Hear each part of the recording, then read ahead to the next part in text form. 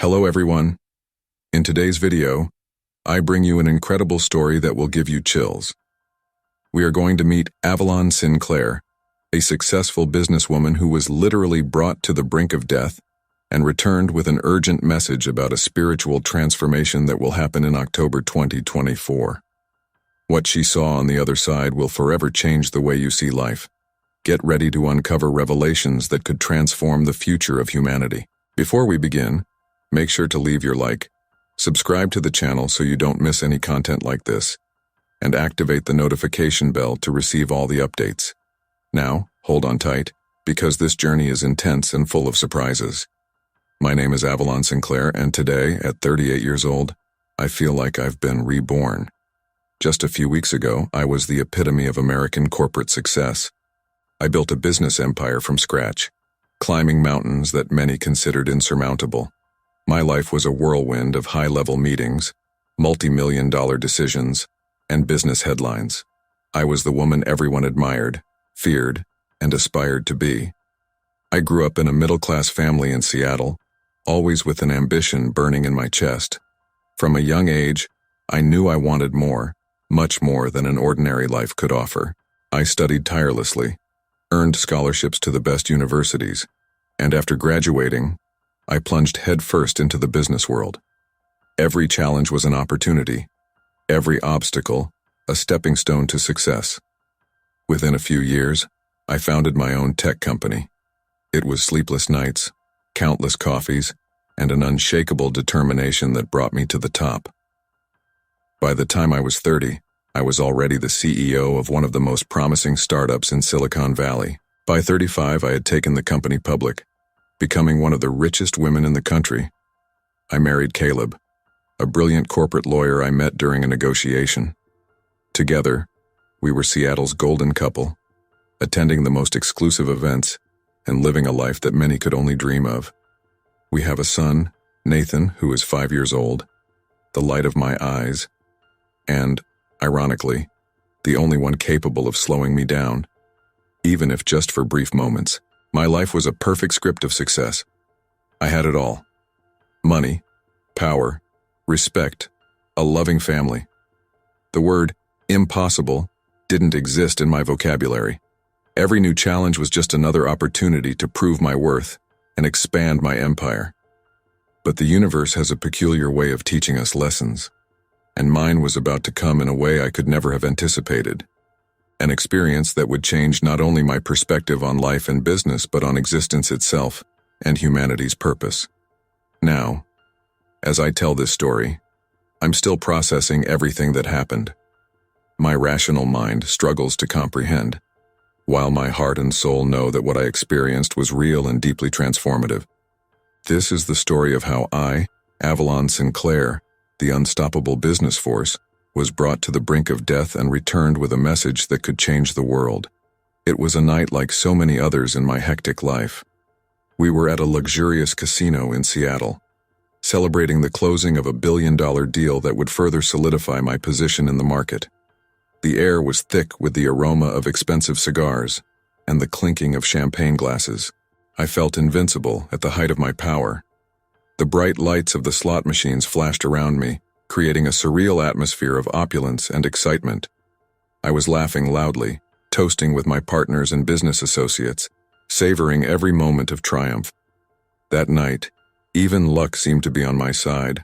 I hit 2 jackpots in a row, as if the universe itself was applauding my success. I vividly remember looking at Caleb, who was by my side, his eyes shining with pride and love. He raised his glass toward me, a silent gesture of admiration and complicity.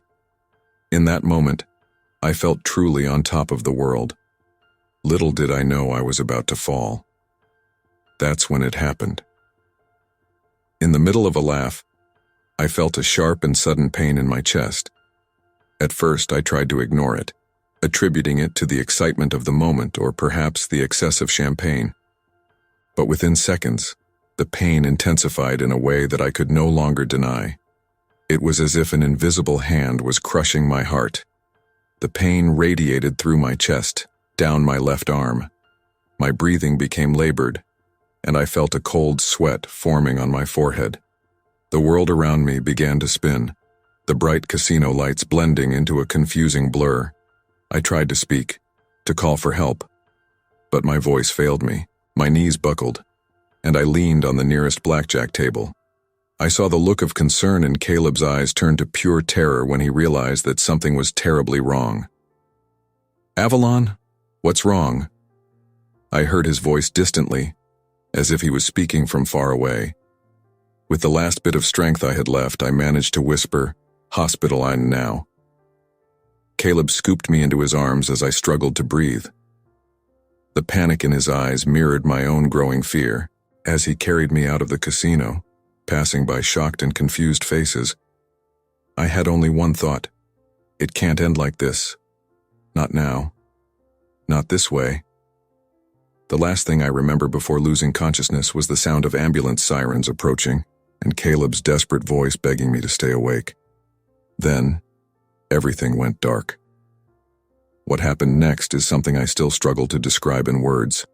It's an experience that defies logic and human understanding, something my rational mind is still trying to process.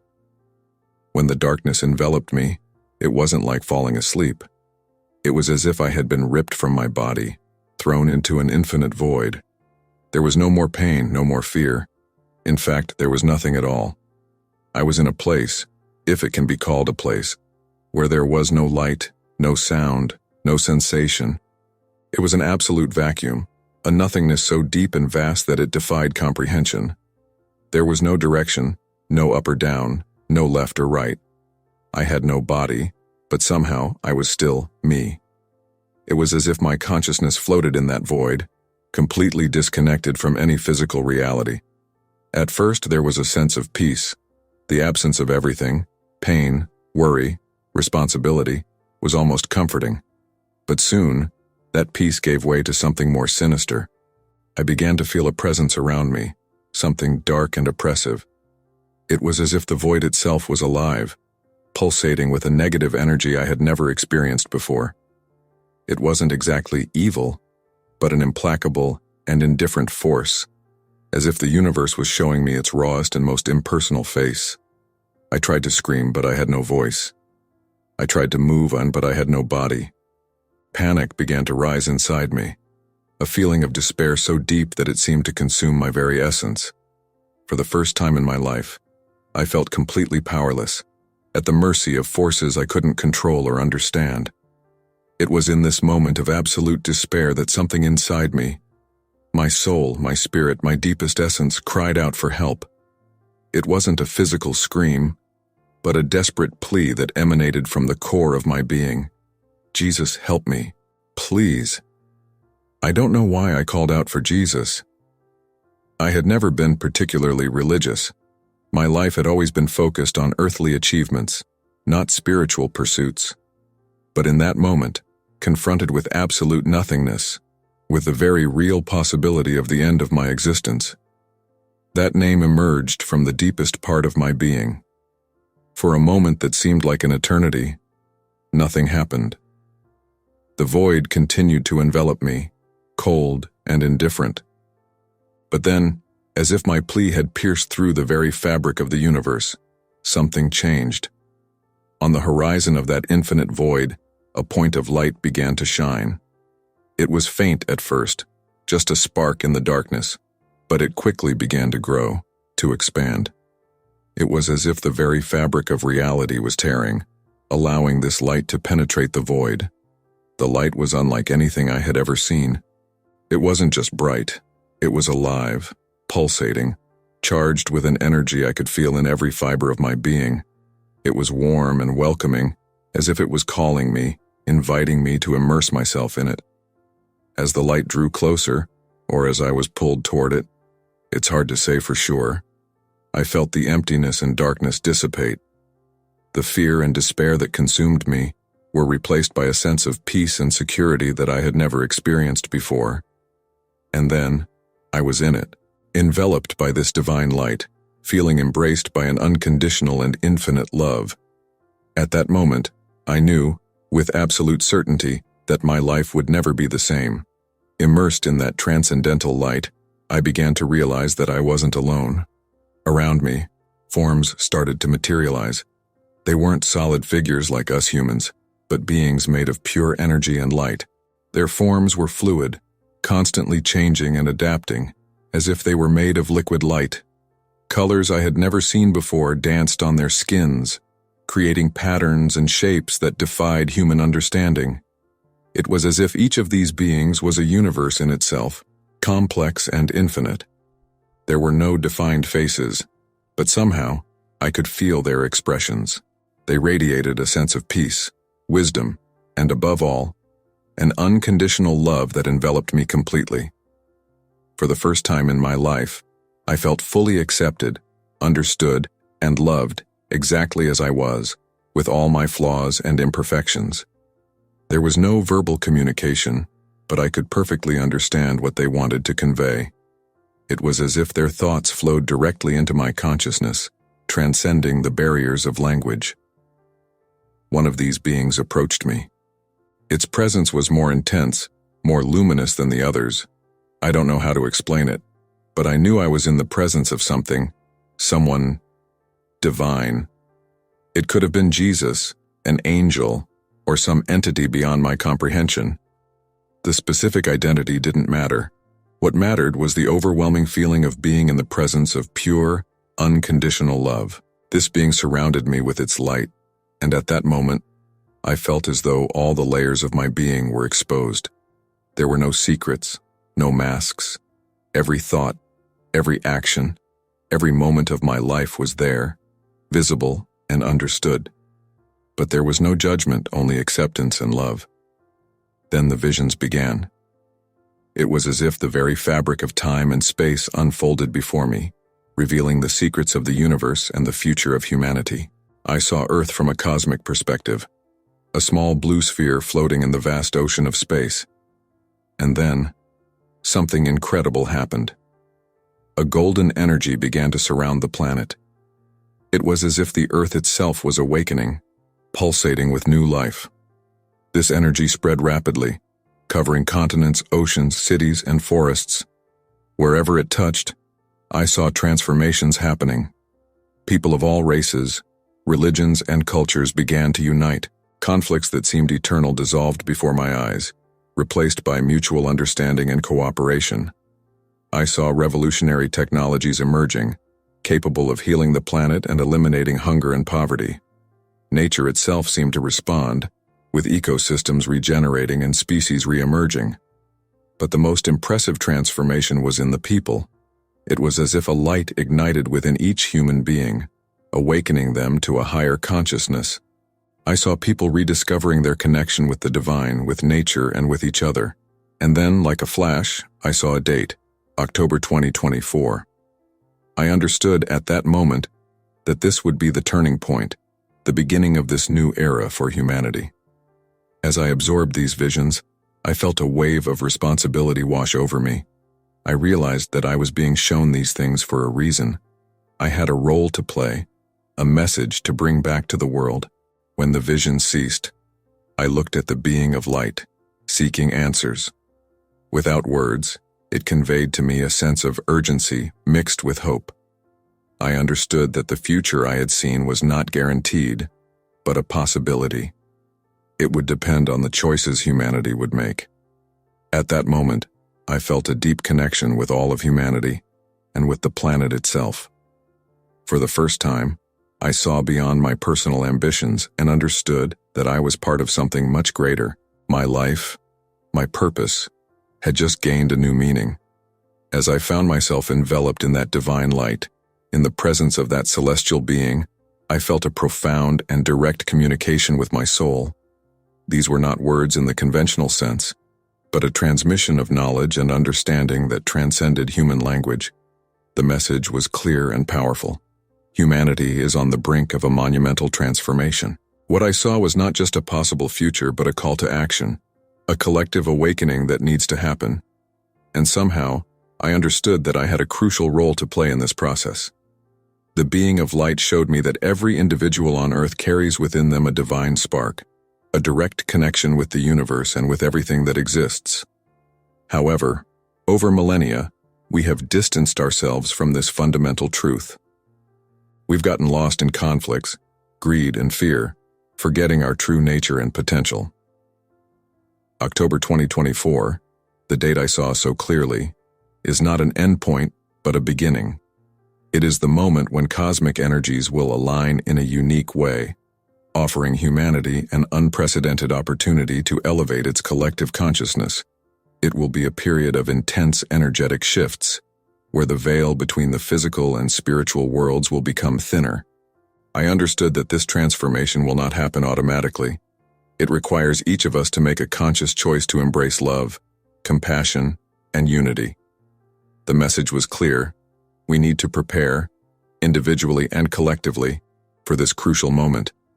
The being of light showed me that the path to this transformation is built on three fundamental pillars: unconditional love, not just romantic or familial love, but a universal love that encompasses all creation. We must learn to love without judgment, without conditions, even those we consider enemies. Deep forgiveness, releasing all grudges, resentments, and guilt. Forgiveness is not just for others, but also for ourselves. It is the key to releasing stagnant energies and making room for the newer. Spiritual connection. Reconnecting with our divine essence through meditation, prayer, or any practice that leads us to inner silence. It is in that quiet space that we find our true nature and purpose. I understood that my mission, upon returning, would be to share this message and help people prepare for this great transformation. It wasn't about preaching a new religion or doctrine, but about awakening in each individual, the awareness of their own divinity and connection with the whole. The being of light showed me that the changes are already underway. Many people around the world are feeling an inner calling, a restlessness they cannot explain. These are the seeds of this new consciousness beginning to germinate. I was instructed to seek out these people, those who are open and ready to listen. The message must be spread not through imposition or fear, but through example and love. Each person who awakens to this truth becomes a beacon of light, positively influencing everyone around them. I was also shown that I will face challenges. Many will not be ready to hear, others will react with fear or skepticism, but I was assured that those who need to hear the message will be guided to me. Finally, the being of light reminded me that despite the importance of the mission, I should not forget to live my human life fully. The love for my family, the joy of small things, the everyday experiences, these are all part of the evolution process and should not be neglected. When the transmission of the message came to an end, I felt a deep sense of gratitude and a sense of purpose that I had never experienced before. I knew my life would never be the same, and that the path ahead would be challenging but infinitely rewarding. With this understanding, I felt ready to return. I had a mission to fulfill, a message to share, and a new purpose for my existence. The moment of my return to the physical body was as sudden as my departure. In one instant, I was immersed in divine light, surrounded by celestial beings, and in the next, I was pulled back into material reality with overwhelming force. The transition was intense and disorienting. I felt as if I was falling from a great height, my consciousness spinning and contracting until it was compressed back into the limits of my physical body. The peace and expansion I had experienced in the spiritual realm were abruptly replaced by sharp pain and the limited awareness of physical existence. I opened my eyes with a deep gasp, as if emerging from deep waters.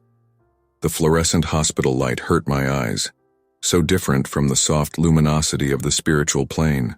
The sounds around me were cacophonous, the beeping of machines, hurried voices, the shuffling of feet on linoleum floors. I saw faces leaning over me, doctors and nurses with expressions of astonishment and relief. I heard someone say, "She's back," and another murmur something about a miracle. I tried to speak, but my throat was dry and sore due to the breathing tube that had just been removed. Then, amidst the confusion of faces and voices, I saw Caleb. His eyes were red and swollen, traces of dried tears on his cheeks. When our eyes met, I saw a mixture of emotions pass across his face: incredulity, joy, love, and a touch of fear. Avalon. His voice was trembling, almost a whisper. You're really here? I tried to smile, although I'm not sure if I managed. My muscles seemed not to respond properly. With effort, I managed to lift my hand a few inches off the bed. Caleb grabbed it immediately, holding it as if it were the most precious thing in the world. As the doctors performed quick tests and asked questions I could barely process, my mind was in turmoil. The memories of my experience beyond were vivid and clear, sharply contrasting with the hospital reality around me. I knew something deep and fundamental had changed within me, but how to explain it? How to translate that transcendental experience into terms others could understand? Gradually, I started to regain my bearings. The doctors explained that I had suffered a massive cardiac arrest. For several minutes, I had been clinically dead. They had tried to resuscitate me for longer than the protocol usually allowed, motivated by my age and previous physical condition. When I finally came back, it was against all medical odds. As I absorbed this information, I felt a deep gratitude, not just for being alive, but for the opportunity I had been given. I had returned with a purpose, with a message to share. I looked at Caleb, seeing the love and concern in his eyes, and I knew I had a lot to tell. But I also knew it would be a challenge. How could I, a pragmatic and results-oriented CEO, explain that I had been in the presence of the divine? How could I share the magnitude of what I saw and learned without seeming like I had lost my mind? At that moment, I decided I needed to go slowly. There was time. October 2024 was still in the future, and I had a journey to undertake before I could fully fulfill my mission. For now, I needed to recover, reconnect with my family, and begin to process everything that had happened. It's okay, I managed to whisper to Caleb, squeezing his hand. I'm here, and I have so much to tell you. I saw fresh tears well up in his eyes as he leaned down to kiss my forehead. Take your time, he said softly. We're here for you. Always.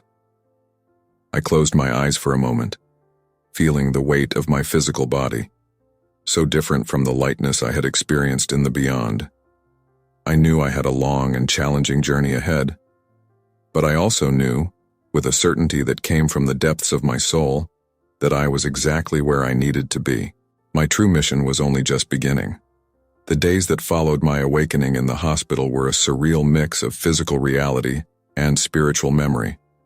Each moment seemed divided between the here and now, the medical exams, visits from family and friends, my body's recovery, and the constant remembrance of my experience in the beyond. The contrast was sometimes overwhelming. One moment I was discussing my heart condition with a doctor, and the next, my mind was returning to the presence of those beings of light, to the feeling of unconditional love I experienced. It was like living in two worlds simultaneously, and the task of integrating these two realities proved to be one of the greatest challenges I had ever faced. Physically, my recovery surprised the medical team. My body, which had been on the brink of death, seemed to have found a new reserve of vitality. The doctors spoke of a medical miracle, but I knew it was more than that. I felt as if every cell in my body had been recharged with a vital energy during my journey to the beyond.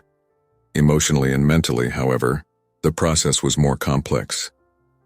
How could I explain to those around me what I had experienced? How could I share the depth and magnitude of that experience without seeming like I had lost my senses? Caleb was my anchor during this period. He stayed by my side almost constantly, patiently listening as I tried, little by little, to share fragments of my experience. I saw the struggle in his eyes, the desire to believe mixed with concern and perhaps a touch of skepticism. But his love and support never wavered. I don't completely understand, he told me one night, holding my hand as we sat alone in the hospital room. But I see that something profound happened to you, and I'm here no matter what that means for us. Those words meant more to me than he could imagine. I knew that the path ahead wouldn't be easy, and having Caleb by my side gave me strength. As my physical strength returned, I began to feel a growing urgency. The message I had received, the vision of October 2024, all of it pulsed within me, demanding to be shared, but I also knew I needed to be cautious. The world wasn't ready to receive this information all at once. I started slowly, sharing small insights with the nurses and other patients who passed by my room. I spoke about the importance of love, forgiveness, and connection with something greater than ourselves. To my surprise, many seemed to resonate with these ideas. It was as if, in some way, they already knew on a deep level that these truths were important. One nurse in particular, Lena, seemed especially receptive. She spent extra time in my room, listening attentively as I shared more details of my experience. Her eyes shone with understanding, and at times, with held-back tears. "You know," she told me one day, "I've been feeling for some time that something big is about to happen, like we're on the verge of an important change. Hearing your story, it's like something inside me is clicking into place." Those words filled me with hope. Maybe I wasn't alone on this journey. Maybe there were more people out there ready to hear and understand the message I had to share. As the days passed, I began to plan my return to the outside world. I knew my life couldn't simply go back to what it was before. My business empire, which once seemed so important, now paled in comparison to the magnitude of the mission I had been entrusted with. I spoke at length with Caleb about this, about how I would need to restructure my life, reorient my priorities. To my relief, he understood. Not completely, perhaps, but enough to support me. "You almost died, Avalon," he said to me. "If this experience changed you, if it gave you a new purpose, then who am I to stand in the way? We'll do this together." As I prepared to leave the hospital, I felt a mixture of emotions. Anxiety about the challenge ahead, but also a deep sense of peace and purpose. I knew the path wouldn't be easy, that I would face skepticism, ridicule, and perhaps even hostility. But I also knew, with a certainty that came from the depths of my soul, that I was on the right path. The message I received was clear. Humanity is on the brink of a monumental transformation, and somehow, I had a role to play in that transformation. As I said goodbye to the doctors and nurses, preparing to take my first steps back into the world, I made a silent promise to myself and to those beings of light who had guided me. I would fulfill my mission. I would share the message. And no matter what happened, I would keep the flame of that divine experience alive, using it to light the way for others. The world outside might not be ready for what I had to say, but I was ready to begin. Leaving the protected environment of the hospital was like emerging from a chrysalis. The world outside felt both familiar and strangely new. The colors seemed more vibrant, the sounds sharper. Every breath of fresh air was a reminder of the preciousness of life and the mission I now carried with me. My return home was a bittersweet moment. Seeing Nathan, my 5-year-old son, run into my arms with tears of joy in his eyes was overwhelming. I held him tight, feeling his small heart beating against mine, now more aware than ever of the miracle that life is. At the same time, looking around our luxurious mansion made me feel a discomfort I had never experienced before. The first days at home were a period of adjustment and reflection.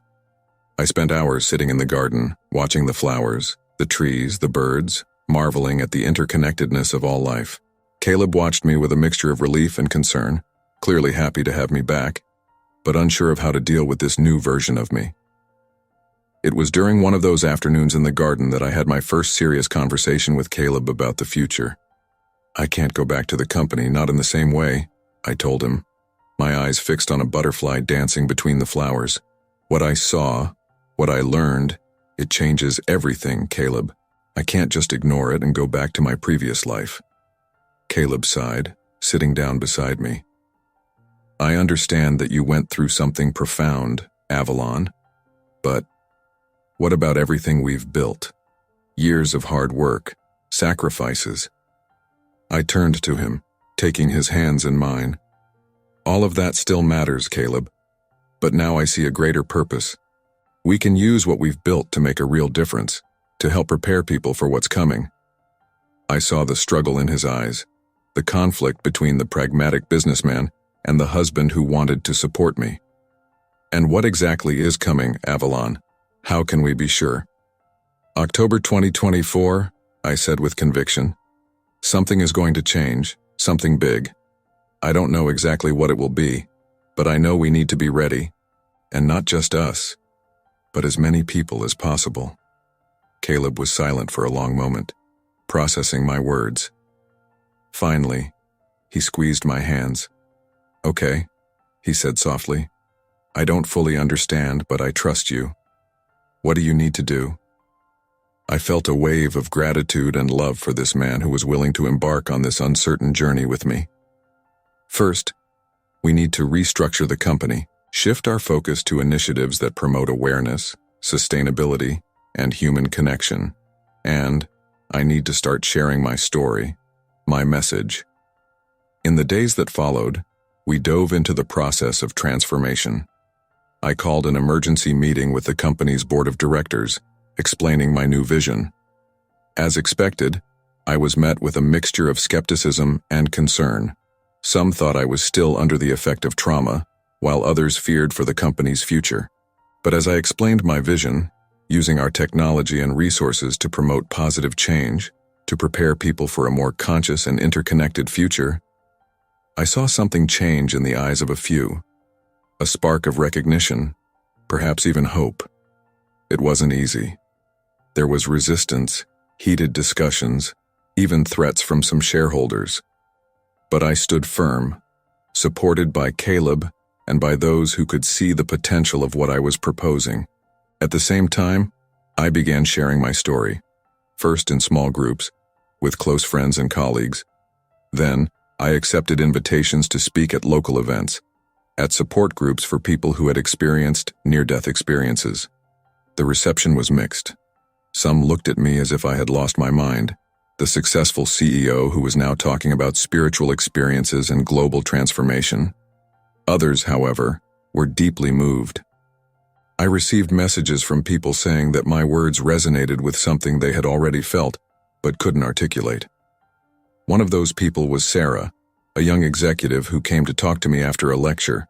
With tears in her eyes, she told me how she had been feeling a restlessness, a calling for something greater, but didn't know how to reconcile it with her corporate life. Your words, it's like you were describing what I've been feeling for months, she said. How can we prepare? How can I help? That encounter made me realize that there were more people like Sarah out there, souls ready to awaken, eager for direction. It was then that the idea of creating a movement began to take shape in my mind.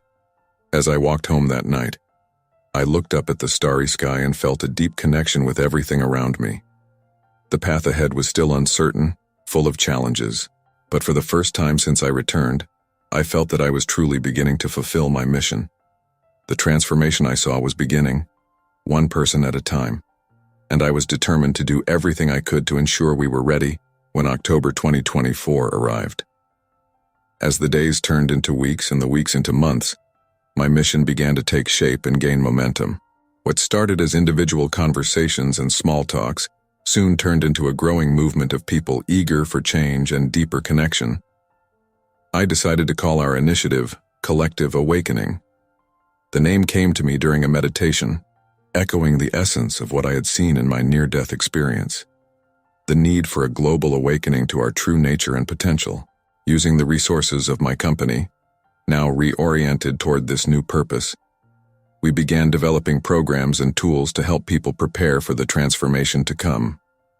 We created an online platform where people could share their own awakening experiences, learn meditation and mindfulness techniques, and connect with other souls seeking a greater purpose. Lena, the nurse who supported me during my recovery in the hospital, became an essential ally. Her natural empathy and healthcare experience were invaluable in creating holistic wellness programs that integrated physical, mental, and spiritual health. Caleb, though still struggling to fully understand my experience, dove headfirst into the operational side of the movement.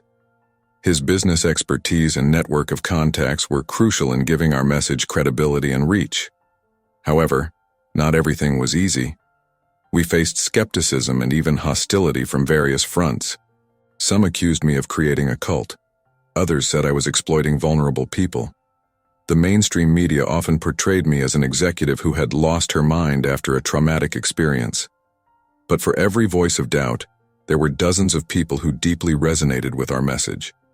I received countless emails, letters, and messages from people sharing their own awakening experiences, thanking us for finally creating a space where they felt understood. One of the most memorable stories came from a man named Michael, a war veteran who had been struggling with PTSD for years. He wrote to me saying that after attending one of our healing retreats, for the first time in a decade, he felt peace. "It's like a light has been turned on inside me," he wrote. "For the first time, I feel hope for the future." Stories like Michael's constantly reminded me why we were doing this. On the days when the weight of the mission felt overwhelming, I held on to these stories of transformation and healing. As our influence grew, I began to be invited to speak on larger stages, international conferences, television programs, and even in front of world leaders interested in our vision for a more conscious and connected future. At one of these events, I had the opportunity to speak to an audience of business and political leaders. I stood on the stage, looking out at a sea of skeptical and curious faces, and felt the weight of the moment. "We are on the brink of an unprecedented transformation," I began. "I'm not talking just about technological advances or political changes. I'm talking about a fundamental shift in human consciousness, a shift that will allow us to see beyond our superficial differences and recognize our fundamental interconnectedness." As I spoke, I saw expressions change. Some still appeared skeptical, but others had a glimmer of recognition in their eyes, as if, on some level, they already knew what I was saying. "October 2024 is not an end point," I continued. "It's a beginning, a portal to a new era of cooperation, compassion, and mutual understanding. But this transformation will not happen automatically. It requires each of us to make a conscious choice, a choice of love over fear, of unity over division." At the end of the speech, I was flooded by people wanting to know more, eager to get involved. I realized that our message was resonating not only with individuals, but also starting to penetrate the power structures that shape our society.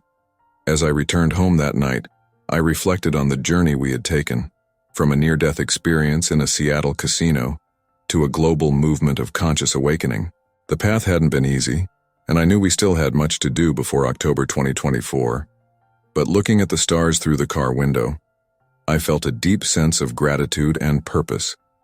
Every person we reached, every life we touched, was a step toward the vision I had been shown in that transcendental experience. And while the world around us seemed increasingly chaotic and divided, I knew deep within that we were on the right path. The transformation was coming, and together, we were preparing to embrace it with open arms.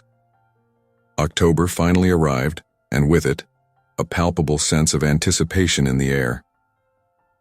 As I watched the sunrise from the terrace of our retreat center in the mountains, I can't help but reflect on the incredible journey that brought us here. Over the past few years, the collective awakening movement grew beyond my most optimistic expectations.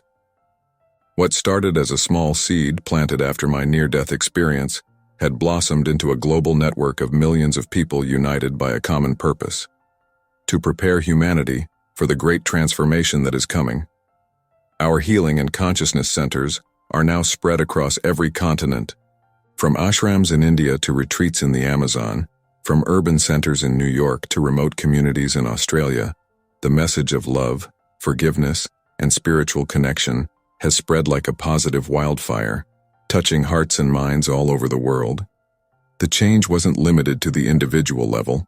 We saw governments beginning to incorporate mindfulness practices into their policies, businesses adopting more ethical and sustainable models, and a growing global movement toward cooperation and mutual understanding.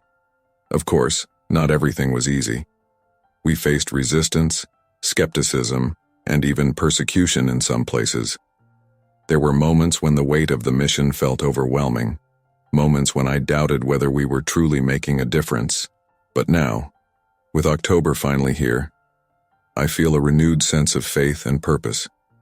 Every morning, I dedicate hours to meditation and prayer, seeking to elevate my consciousness and prepare for what's to come. The vision I had during my near-death experience remains vivid in my mind, a beacon guiding my actions and thoughts. Lena joins me on the terrace, her eyes shining with a mixture of expectation and serenity. "You can feel it, can't you?" she asks softly. "It's like the very air is charged with possibilities." I nod, sharing a smile with her. Indeed, there is something different in the air, a subtle but undeniable energy that seems to envelop everything and everyone.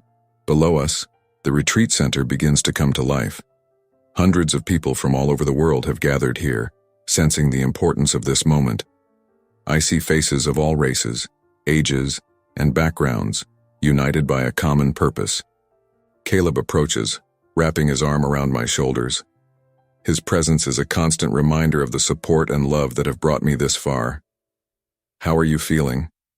he asks, his voice soft and comforting. "Hopeful," I reply, leaning into him. "Anxious, but at peace." It's a strange feeling, knowing that something monumental is about to happen, but not knowing exactly what or how.